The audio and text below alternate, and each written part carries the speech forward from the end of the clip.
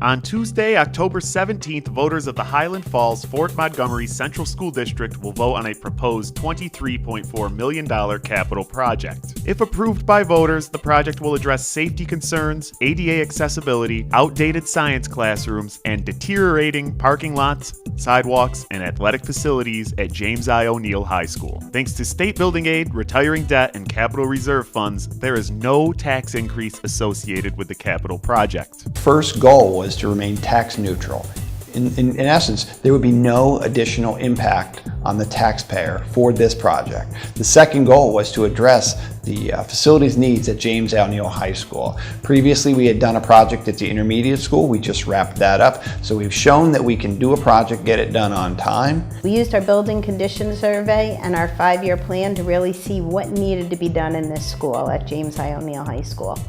From there, we met extensively with our facilities committee to best determine what was most important. We met with our architects in open meetings to really discuss what could we do with the money that we had. This is the perfect storm, the perfect time to do this project. Every dollar that we spend, we will get back in aid at 73 cents on the dollar. In addition, we're fortunate that we have about $4.5 million in a capital reserve that can go towards this as basically a down payment. This project is set to have zero additional tax burden on our taxpayers. The project will include updates to the fire alarm and HVAC system, as well as modernizing our current science classrooms to meet the needs of a 21st century education. I'm in the same classroom this year as I was 31 years ago. The world around us has changed entirely. The students are working on Chromebooks, they all have cell phones. At the same time, the physical space of my classroom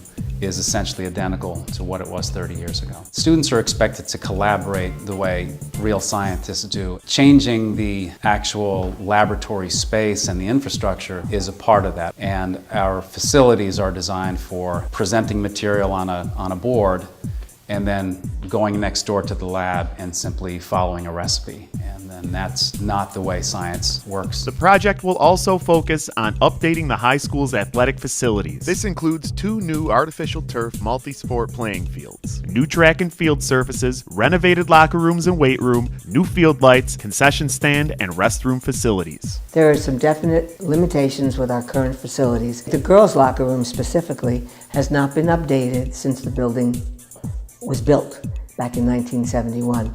Our game field is used for multiple sports, so it does not get a chance to rest. Our practice field out front can't grow grass. Our tennis courts are unplayable and have been for many, many years. The weight room is currently located on the 2nd floor. It's a disturbance to the classrooms below during the school day. The improved facilities will alleviate the issues we have with our limited field space for our physical education classes as well as our athletic contests.